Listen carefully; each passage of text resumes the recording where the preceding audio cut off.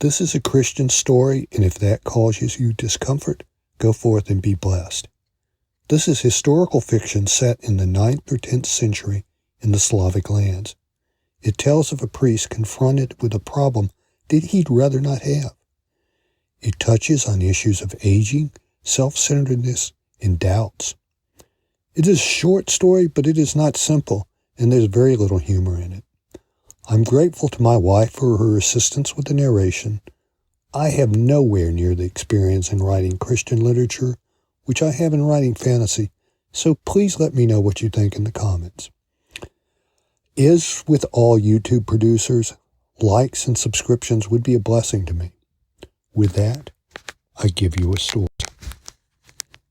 Angelika. Stavros watched the villagers toil through the window. A dozen hammered away at the frame of the new stick house. Unfortunate that he lacked the resources to hire laborers, but thus far the volunteers were steady, and with luck they would complete the building in a month, before fall deepened into winter.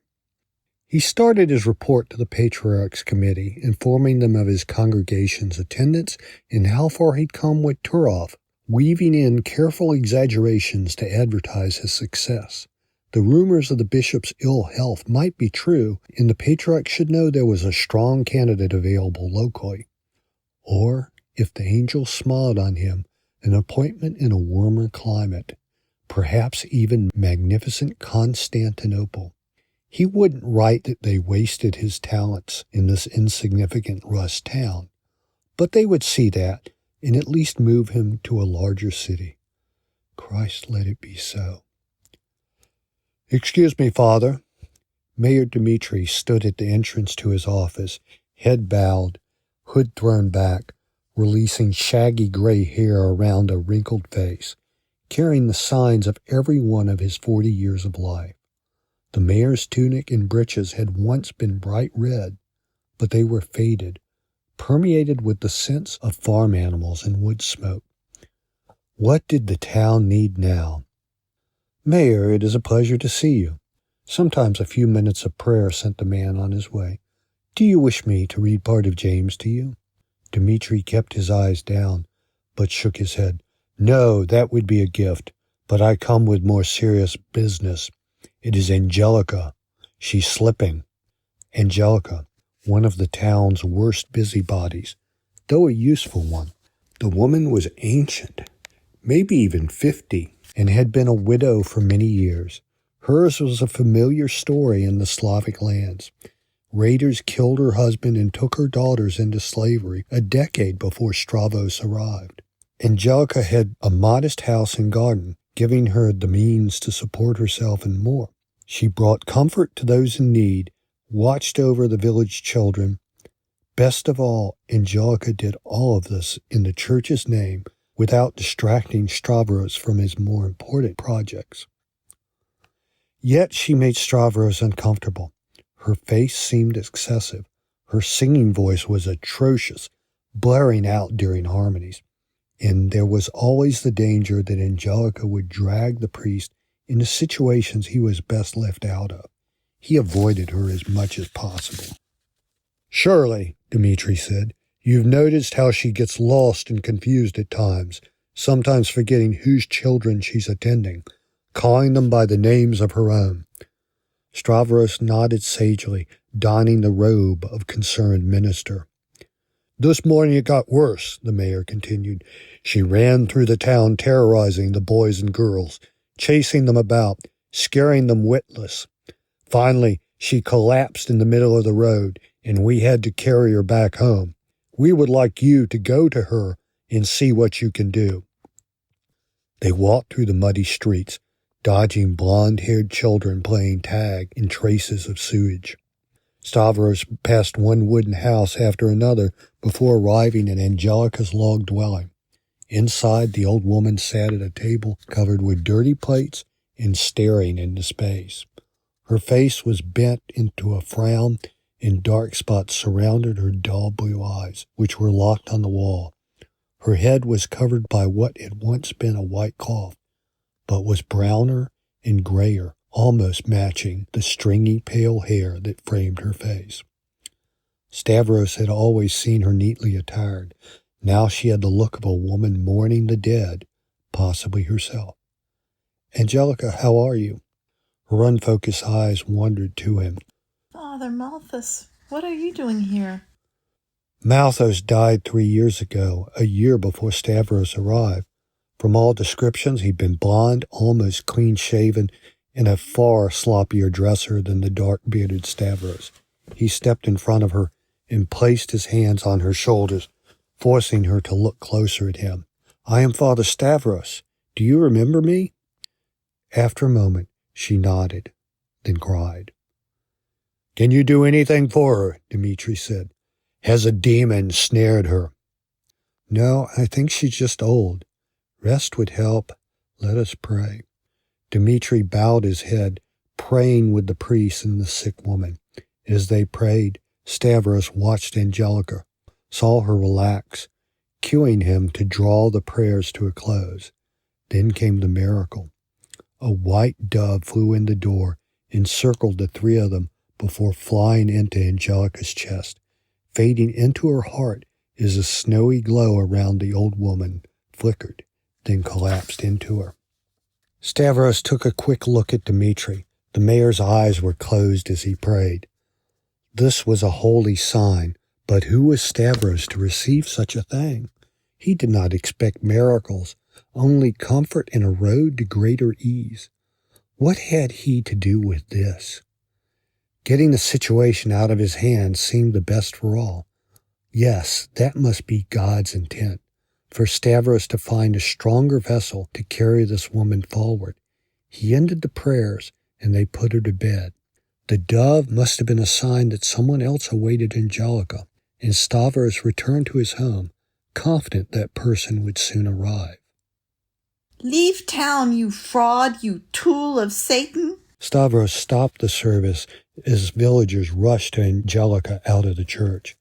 In the 3 days since Dmitri had brought her to his attention, she'd launched these attacks at 7 townspeople, but this time was too much. She'd entered the church during the Sabbath, denouncing him before the congregation. She could not interfere with Christ's offering. White dove or no, she had to leave his life. Fortunately, he considered the problem, seeing the solution that would heal her and remove Angelika from his presence. As a group of villagers escorted Angelika home, he pulled the mayor aside. "Dmitri, this is more serious than I thought. I do not detect a demon in her, but she's very sick. I think she needs a powerful relic, the most powerful." "Where would we find that?" "I think you must take her to Constantinople. There is a fragment of the true cross there." "That is over 100 leagues away. Do you believe she will survive?" "I do not know, but she surely won't if she stays here. This type of madness in the old affects the body as well as the spirit." Dmitri bobbed his head.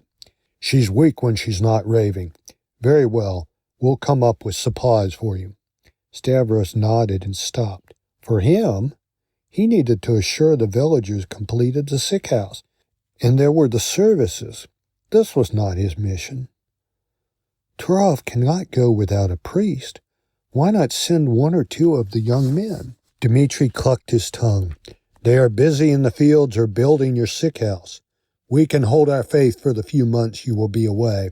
Of course, if you can persuade Ratibor to assist, that would be better.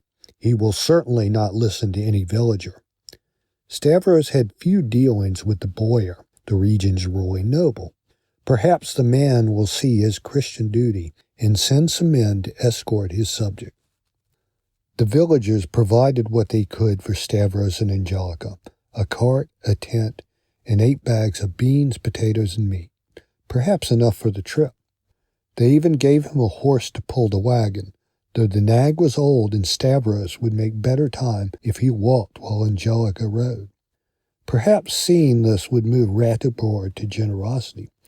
Stavros prayed for Ratibor to take her off his hands throughout the 3-league journey to the boyar's castle. Angelika rode in silence, her head lolling as the cart creaked its way down the dirt path that passed for a road in the wilderness. The rust winter would arrive soon and the roads would turn to mud, then ice. This trip could not be delayed. The more time Stavros spent with Angelika, the greater sense of urgency he felt for her. This woman had given much, acted as the Gospels directed, always caring for others. Better than some priests. It seemed wrong that she should die now, so different from the woman she'd been. The cross would restore her if he could find someone to take her to Constantinople. Soldiers carrying shields and spears with leather armor escorted him into Radibor's dining room for the meeting. The boyar was a man of war, dressed in a bronze cuirass and helm even while eating. His face was tan, covered by a thick beard. He bit into a loaf of bread as Stavros entered and met their arrival with angry eyes, which betrayed loathing. Best to get on his good side as soon as possible. The priest bowed. Your Honor, it is my privilege to come to you. Your castle is magnificent. What do you want? Growled Radibor around the venison chunks in his mouth. You kneelers never appear unless there's something you want. I've got no silver to spare for you. My mission is Christ's work. I do not seek funding, only decency and charity. I do not care who you come for. If you want to badger someone with your dead God, you should have visited my wife. Oh, Charlena had died 1.5 years before Stavros arrived, a few months before Malthus passed. I am sorry for your loss. I did not have the chance to know her, but from all I hear, she was a good woman. Would you like to pray for her soul with me? Hate pooled in Radibor's eyes. What do you want? Stavros gestured at his charge. Angelika is very sick, and I fear only the true cross in Constantinople will help her. Turov has been generous with food in a cart. I was hoping you could help transport her. Our horse is decrepit, and this is a better job for a few soldiers. Radibor drank deeply from a goblet of beer. Impossible. The Grand Prince is old and soon to pass, while the Perchenegs threaten war. Surely they won't attack with winter coming. Can't be risked. When the Grand Prince dies, I must go to Kiev to assure proper succession. The boyar's eyes shifted away, and his face relaxed into a dreamy expression. Stavros knew the look. Radibor sensed an opportunity. I'm sure all the kingdom will look to you for leadership. A minor gesture now. Radibor's head wrenched back around. My gesture will be to not seize your provisions as tax, though I am going to make a closer inspection of Turov to make sure they pay their fair share in the future. If you want to get this woman to Constantinople so badly, take her yourself. Or is that too much for you? He smiled as he lifted the goblet to his lips. Holy man! Angelika rocked back and forth next to him, while her face reddened, foreshadowing an eruption. Stavros grabbed an arm and pulled her away from the table. As they passed through the castle door, she said, You are all devils, leaving your mother in tears. Sharp fangs await you all, and that is too good for you. Stavros put his hand over her mouth, pushing her toward the cart as he did. She went limp as she fell into the seat. She leaned her head on his shoulder and sobbed. I'm so sorry. So sorry. The dove glided across his mind, along with memories of a dozen acts of charity he had witnessed from Angelika. If she was going to the true cross, he would have to take her. She deserved a chance to be whole again, but it would be a month's journey if they got lucky. And then he'd have to travel back. Or would he? Perhaps the patriarch would see his commitment and reward him. They'd at least let him rest a few days and likely dispatch another priest to Turov while he ministered to Angelika and recovered. That must be what was happening here. God had placed opportunity in his path. Stavros turned the wagon toward the path to salvation. He began his trip south, moving forward one step at a time. After 3 weeks on the road, Stavros knew she wouldn't make it. Her head flopped back in the cart seat, lulling listlessly with every muscle in her body relaxed, including her lungs. For the moment, he stopped pulling beside the horse, an effort required for movement in the muddy Transylvanian mountain roads. Stavros leaned in and found her breathing, barely. He bowed his head for a moment in prayer, praying that he did not kill this poor woman. As they traveled, her anger had abated, but her grasp of reality did not improve. At times, she confused him with her children, and more embarrassingly, her husband. Thank St. Paul she lacked the strength to act on that vision. But these memories showed him a woman he had not understood. Angelika talked of caring for her babies, serving them food, clothing them, protecting them, loving them.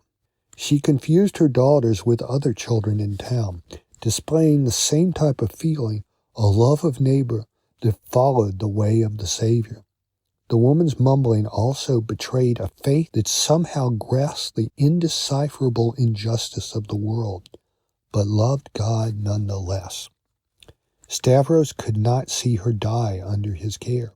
Every morning he woke her up, cleaned her sheets from the night before, dressed, fed, and ministered to her throughout the day.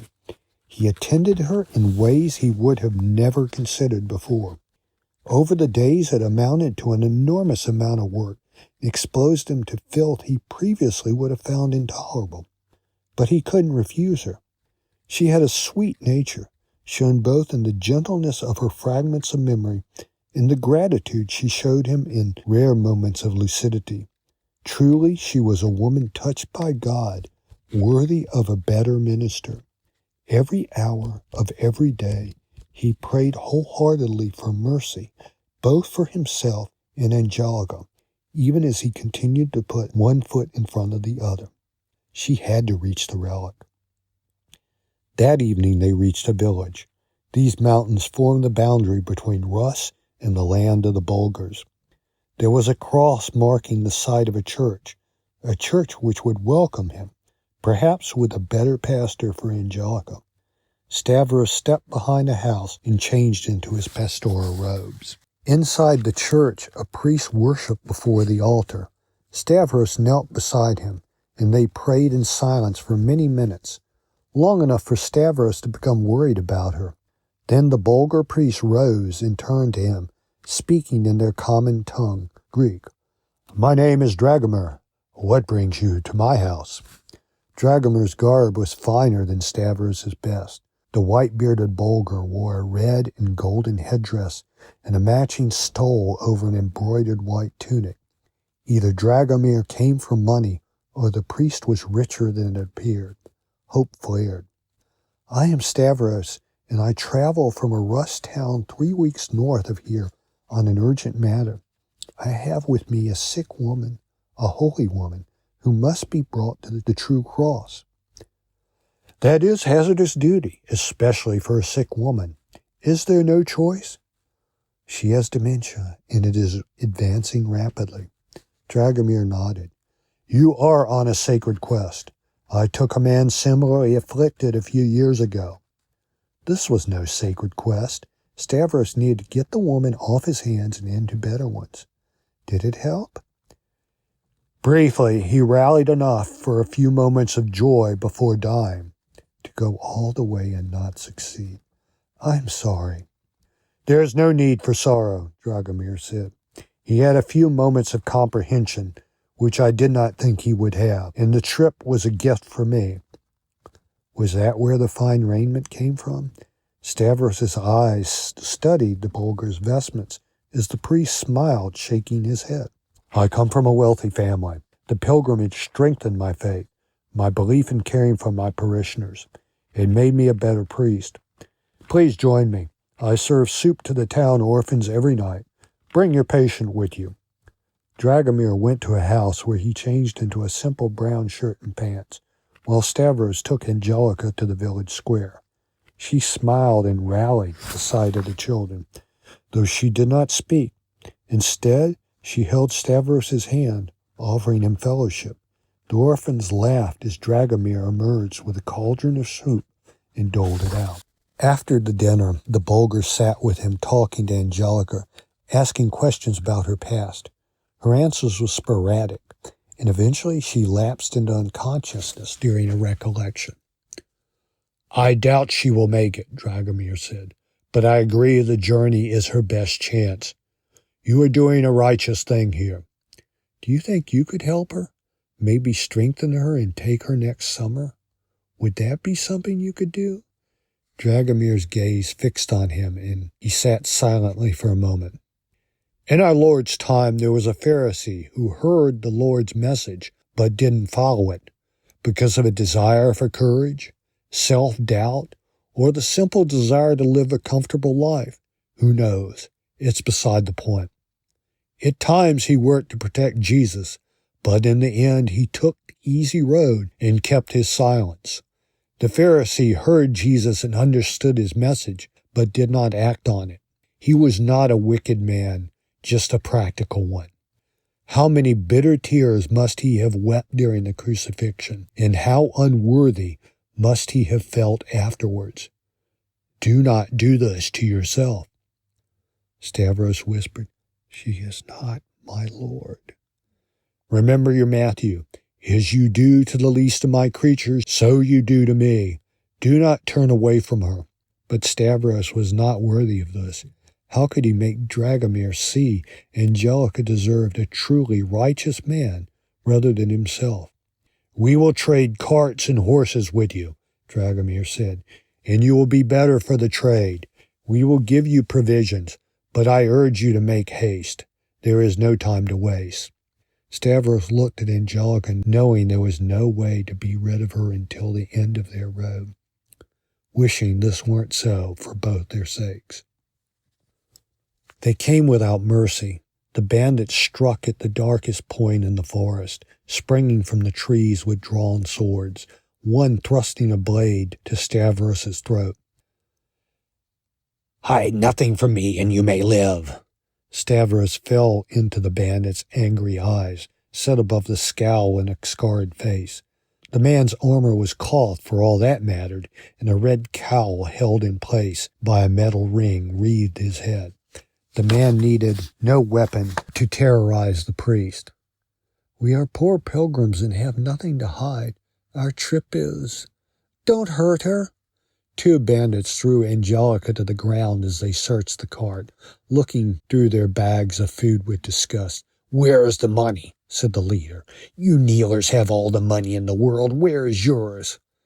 There were 6 bandits. 3 searched the cart. 2 held Stavros as the leader searched him. We have to... Oof! The priest's breath exploded as the bandit's fist hit his stomach and air exploded from him. Welcome to damnation. The demons will feast on you, eating your bodies for eternity as you roast. Laughter will spring from the heavens as your blood boils, and imps consume your flesh. There will be no rest for you when judgment comes, and the devil devours your flaming flesh. Never will your dying end. I bear witness to your eternal torment. Angelika rose from the ground, her clothes flapping in the wind as anger burst forth, and she raved. Withered hands pointed down to the ground the bandits would one day inhabit as her bloodshot eyes bore into each in turn. Surely they would slay her. Indeed, 2 pulled knives and advanced as she continued to rave. Assault, please, no, was all the priest could manage. Come, take my life, drown in my blood, and you will never escape Satan's embrace. The bandit leader backed away, a look of terror crossing his face. Witch! This stopped the others. He looked about. It is madness to tangle with a witch, and these Christian witches are the worst of all. We'll take the cart and be gone. The bandits ran as if pursued by a mounted beast, hounded by threats of damnation from the mad woman. As they left, Angelika's eyes rolled back, and she fell to the ground. Stavros recovered his breath and stumbled forward, kneeling at her side, leaning down to listen to her chest. Her breath was shallow, but her heart raced like a herd of deer. She looked so terribly weak, and he had nothing. No food, no cart, no supplies. He should just leave her here, walk to the next village and come back. But how could he do that? The forest held wolves of many types, and she was but a helpless dove. A dove.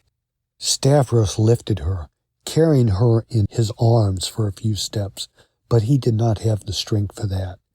Maybe he could get her on his back. There was a tree stump next to the road. He set Angelika there, holding her in place as he turned his back toward her, wrapping her hands around his shoulders and lifting her.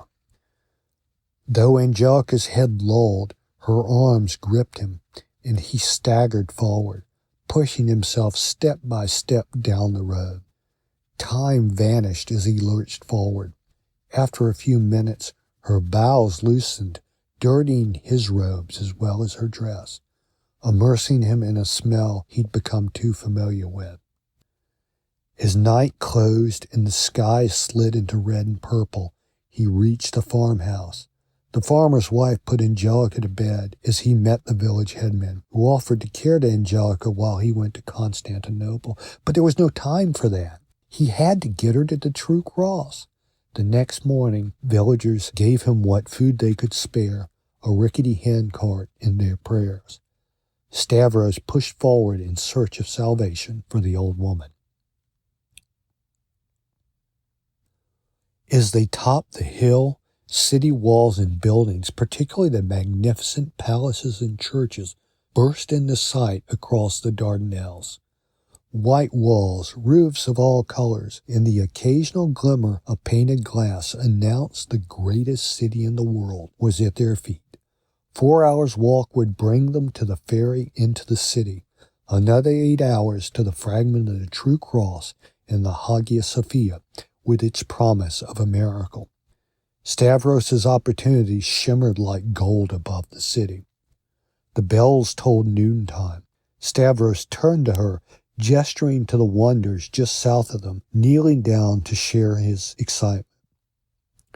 Angelika died within sight of Constantinople. Breath had left her, and her spirit was gone. All that was left was a thin shell of a body, skin and bones setting into the cart, which was now a coffin, dying within hours of the cross, the miracle of life. He could not stop his tears. How could she die? Lord, how could you let her go? Why was this godly woman taken away and Stavros left to pursue his petty plans and schemes? He fell to his knees beside the cart, weeping uncontrollably, cascading tears, taking words from his mouth. Stavros eschewed prayer, instead remembering the life she had led, both in sickness and in health, the bond that had been born between them on the road south. Love had left his life. How could he believe in God? Coo! Coo! He looked up and saw the dove sitting in a tree, looking down on the corpse. A second later, it flew off into the sky, turning north, fading into blue skies and white clouds, heading toward the winds of winter. Just for an instant, Stavros could have sworn he saw a young woman, blonde and fairer, walking through a cloud into a golden light where a young man and 3 young girls waited to embrace him. She turned back and waved, smiling at him as she faded into the white cloud. Stavros turned the cart about and followed. It was only a few miles to the closest village, and he would bury her there. A eulogy would come easily. He would speak of a woman who had lost much, been driven to her knees by fate, and stayed there in humble penitence. He would talk of a hero who did not abandon her Lord when she had every reason to. Most of all, he would talk of a heart of kindness, giving at every turn, a friend to children, a caretaker to all. The villagers would learn of Angelika, a woman with the courage to love her God and her neighbors at every turn, and who had the spirit to stand in defiance of the wicked even when she was all but gone. They would learn of the woman he loved like an older sister. With her mind gone Angelika had been so much wiser than he. Once he buried his charge, he would continue to twirl.